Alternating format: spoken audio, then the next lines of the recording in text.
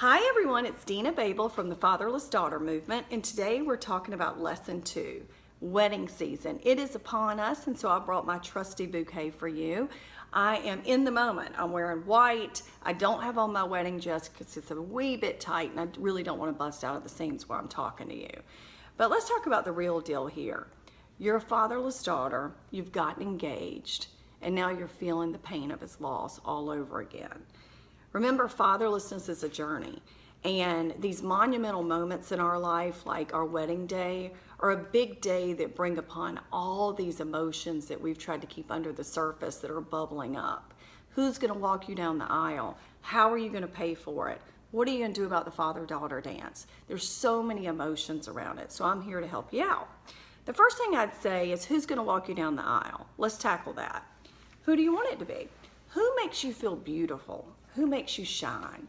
Is it something that you want to do for yourself because your father has passed away and there's no one else that can make you feel like that? Is that a person?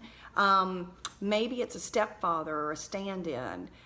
Maybe it is your mother, your best friend. Maybe it's your cute little pug.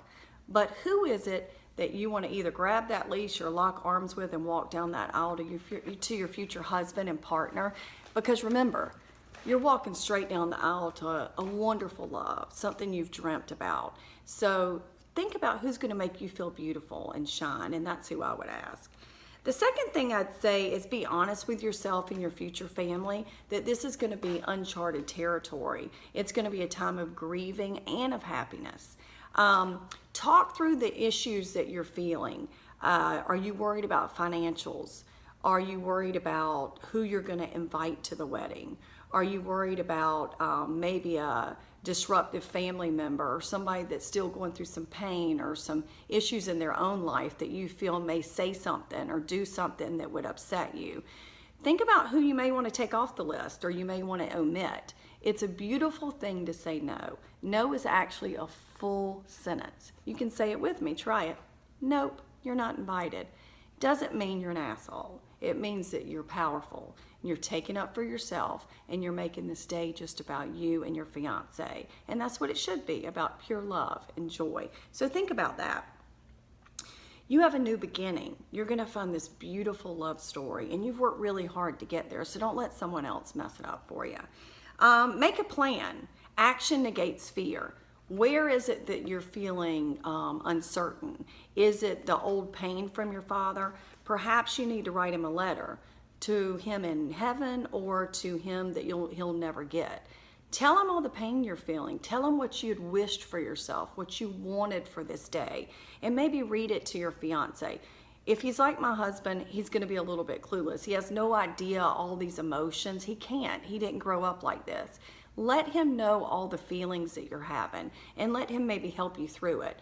Maybe spend some time with your new family, your father or mother-in-law, and see what roles they can come in and help you with. Maybe you have this fantastic new father-in-law that can teach you how to do things or possibly even walk you down the aisle or be that protector or that comforter that you haven't had. So think about that. Who's in your life that can make you have a wonderful day, a wonderful wedding season? And remember, it's not about the actual wedding.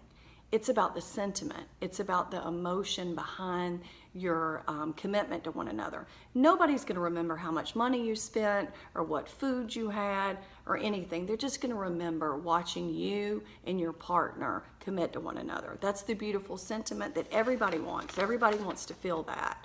Honor your father if he's passed away.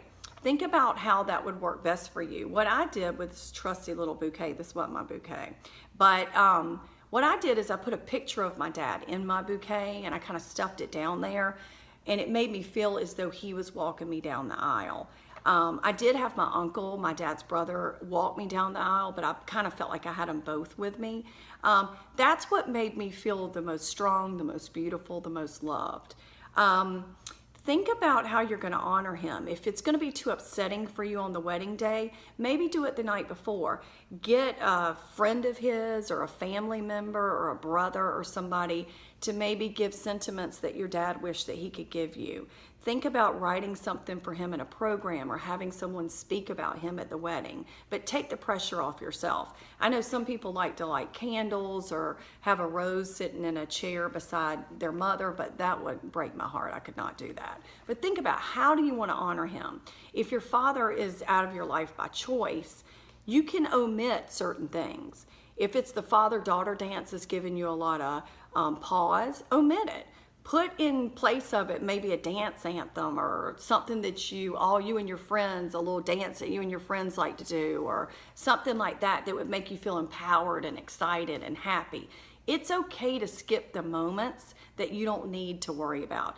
These days, people are doing all kinds of cool things, so just make it uniquely about you.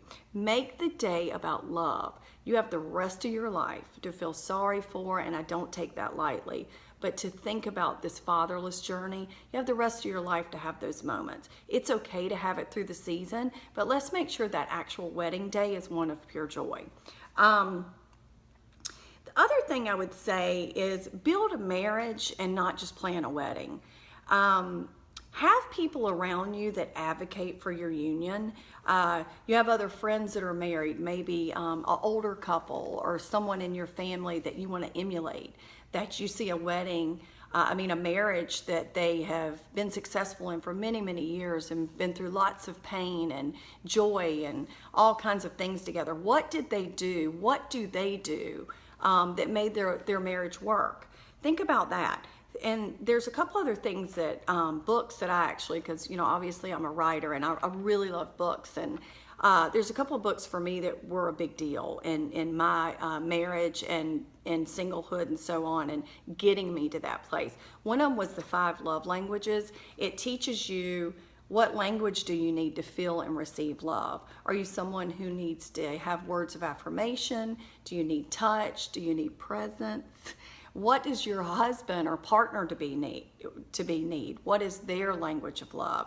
The other thing is the Love and Respect workbook. That's a great book you can work through together. And then there's the 7 Principles of Making a Marriage Work. Great book. Check that out. The last thing I would say about this in your wedding day is celebrate. You found him. You're not stuck in singlehood anymore. You're not down in your problems with a little bit of Ben and Jerry's or out on the hunt looking for this right, perfect person. You found him. Everything you've been waiting for is right here and ready for you. It's time to celebrate. It's time to take that love that the universe wanted you to have and know that you found the right person that wants to commit to you, wants to love you, and that you can build that family that you may have not had growing up. And we're here to celebrate with you. If I left anything out or there's some other ideas or things you want to ask me about your wedding season, being a fatherless daughter, you can locate me at dennababul.com. I love to hear from you. I love any advice or anything you'd like to share with me. And thanks so much for listening to Lessons. Talk to you later. Bye-bye.